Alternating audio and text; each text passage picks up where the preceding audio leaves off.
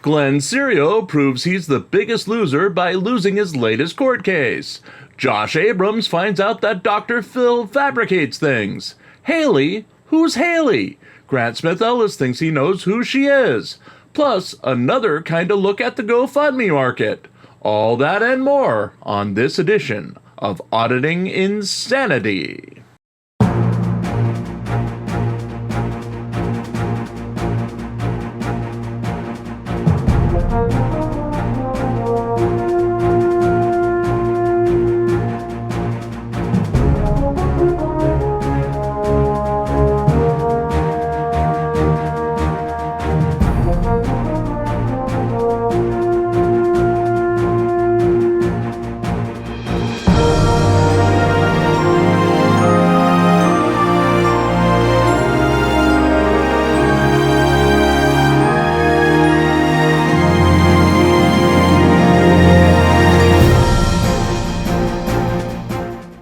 Good afternoon and welcome to this edition of the Auditing Insanity Newscast powered by ReallyCoolNews. I'm Jim Finch and I'll be your host for stories on Cerio, Dr. Phil, Grant Smith Ellis, and a half look at the GoFundMe market. It's a short one tonight as we're trying to have the evening to do some super secret work that you may see the results of in a few days. If we ever stop watching YouTube videos and pretending we're David Cassidy. Wait, what? Who? Where? I don't know. So, with that disturbing note, please listen as we ask you to focus on GoFundMe. Long Island Audits takes the day. It was another historic win for us on Tuesday as our ongoing expense fund. Wait a second. We lost? We lost to Long Island Audits? How the hell did this happen? This wasn't in the script. I want my manager. Okay, calm down. It's just a one-time thing, right? Sean Paul, Long Island Audit, RIA's, help with the billboard truck purchase to expose tyranny. That fund took in $25 and topped our $10 haul for the day. Wait a minute, that's 2 donations in a row to the stupid billboard truck fund. That's not a coincidence. Oh Lord, one more day of it, and it's a trend. God, why am I writing in all caps? Why am I speaking in all caps? It's our first trend, and it's not about us. Okay, we're fine now. Obviously, someone somewhere is convinced that Sean Paul Riaz deserves a billboard truck that he already owns. I mean, for real, he has the truck. He's just been using the fund for gas money or taxes or something wonky on his income that he's never going to declare. We'll watch the fund, but by golly, if things aren't next to normal tomorrow, I'm sending pants to your house to judge your movie and CD collection. Let alone your online collections, folks. He's a mean judge of your entertainment history, and he doesn't just judge you. He downloads copies of all the stuff you have that he doesn't have, and he'll leave you high and dry. Now we're upset. But someone who really should be upset is Jose Chile de Castro, as it looks like there's been an alternative to his indestructible trifolds from a program that started way back in 2020. Individual states and sometimes counties of those states have joined forces to take part in the Blue Envelope program, which essentially serves the same function as a trifold for drivers with a diagnosis such as Down syndrome, autism spectrum disorder, dementia, anxiety, or conditions that might require additional accommodations or awareness during a law enforcement interaction. Blue envelopes have step-by-step instructions for the driver on how to interact with police during a traffic stop. It includes reminders to stay calm, keep your hands on the wheel, answer the questions police are posing to you, and stay on the scene until the police say you can go. The kicker? They're absolutely free. Check with your local law enforcement agency to see if they participate in the program and if you qualify for a blue envelope. As far as defending your rights and all that other stuff on De Castro's card, if you want to record, say, I invoke my First Amendment right to record as press.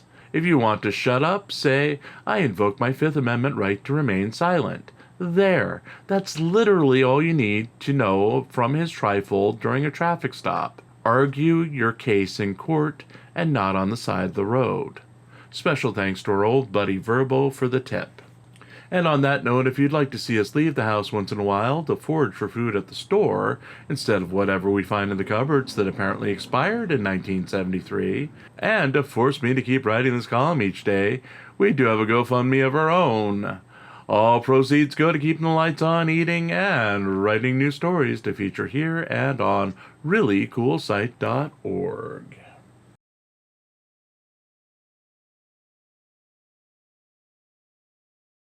Haley drama continues in Canton. It's Wednesday, so we have our usual Twitter drama out of the Canton, Massachusetts area, with Kate Peter and others focusing on the identity of a mysterious sock account that had been threatening pro-O'Keefe family accounts and defending Karen Reed. Masshole Mafia wrote, "Our taxpayers' dollars pay Haley's salary while she harasses witnesses, posts confidential reports, and she should, due to her position, know that they are confidential, and spreads lies to simp for a notorious criminal. If you want to contact her employer, stay tuned. I'm getting final confirmation of what I already know, and then this bitch is going to get blasted. While she was stalking me and my family on vacation and posting lies, I was watching. She really fucked up yesterday, though, and should have been more careful and confirmed Zoom was working. Saw her with my own eyes. It's shameful the type of people who get sucked into the turtle cult. Guess what, Haley? From one big back bitch to another, he's never gonna fuck you." With Grant Smith Ellis following by going all in, totally identifying Haley as another longtime male troll in the community. Well.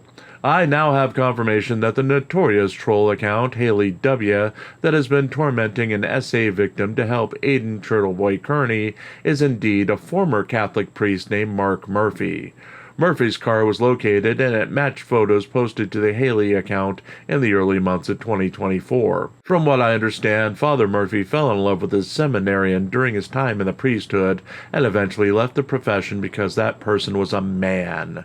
In turn, Murphy went on to work with a former Boston city councilor before falling off the map entirely. Murphy then opened a website called The Jennings Report that targeted the same victim on behalf of Kearney, was exposed because he forgot to hide the domain registration and then deleted that fake profile entirely. Only then did Murphy return on the Haley W. account. When this was exposed and confirmed last week, Murphy began issuing threats after pictures of his family were located online. In one such deal that confirmed his identity, Murphy demanded all mentions of his name in connection to the Haley account be removed under threat of criminal retaliation against the person in question, apparently. At this point, because of the extensive criminal liability facing the Haley W. account, including as a result of releasing protected court documents about children, it is my understanding Murphy himself may now be under investigation. Murphy has also been sent pictures of that victim and her children in recent days, apparently by a PI tied to Aiden Kearney, which has been following Kate Peter, Kearney's former colleague, and Jen McCabe, a witness in the Karen Reed trial. This is a breaking story, more as I know it, presumed innocent, etc. #father, #Mark Murphy. We'll continue to monitor these accusations and the identity of Haley as they come forward.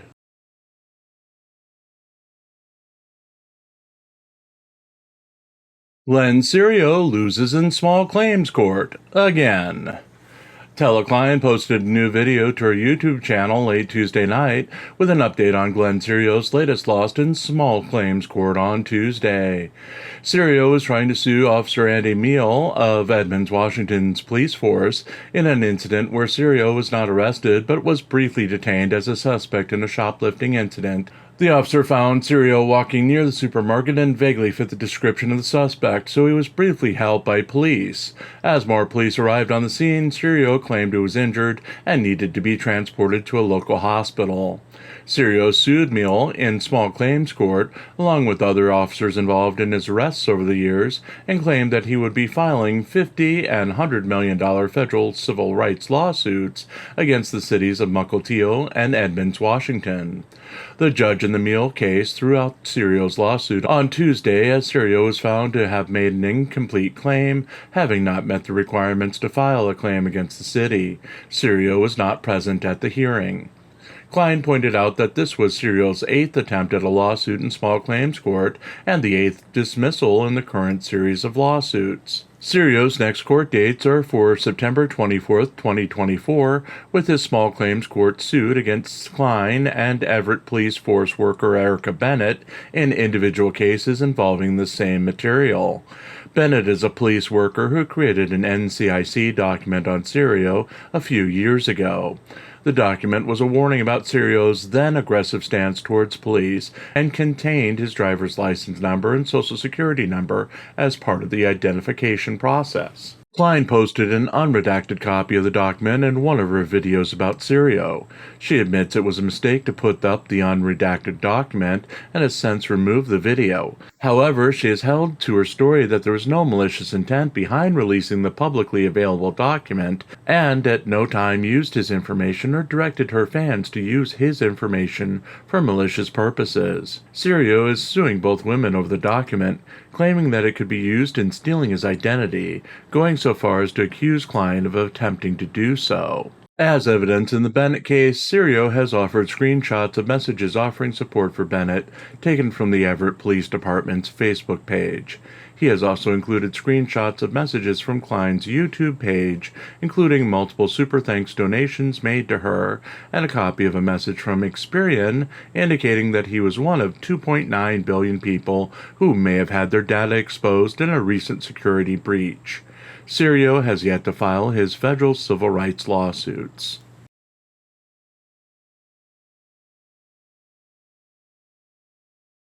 Abrams accuses Dr. Phil of fabrication.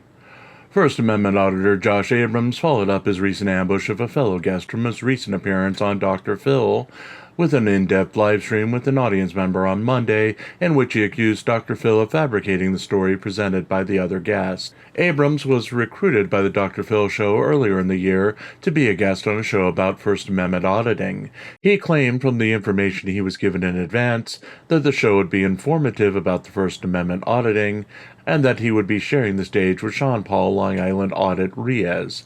When Abrams contacted Riaz, he found out that Riaz had turned down the show as he didn't know who the police officer and the security guard were who were also guests on the show. Because of that, Abrams was the sole guest to represent the auditing side of the discussion. Problems emerged, according to Abrams, as he filmed B-roll in advance of the taping. He found out that the other guests were staying at a separate hotel and had separate dressing rooms when they came to the show. A third-party, unbiased expert was supposed to provide some sort of judgment at the show over the guests, and Abrams claims that he later found out that this unbiased expert interacted with both the police officer and the security guard before the show, since they were staying at the hotel. Abrams said that he took the story told by the security officer for its face value, and he felt bad for the man, saying that if the story was true, he did not deserve the harassment he and his family received following being exposed by Riaz. However, Abrams claimed that the man and Dr. Phil apparently lied about the veteran who negatively interacted with Riaz and supposedly committed suicide after the event. Abrams said he reviewed the unedited footage from Riaz's camera and did some research of his own and claims that no veteran who had been receiving services at the facility committed suicide since the event took place in 2023.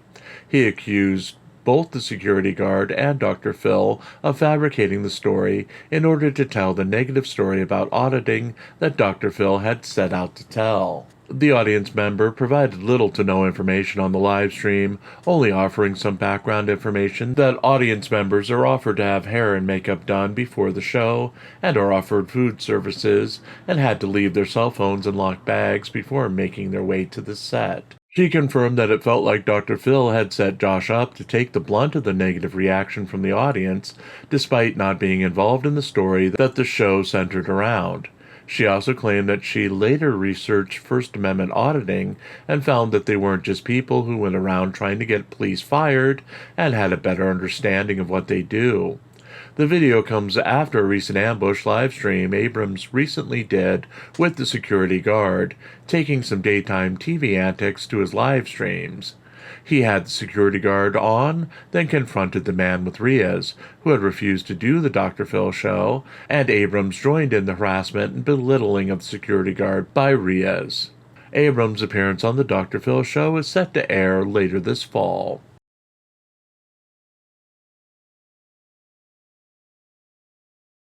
And we're back. How's dem apples today?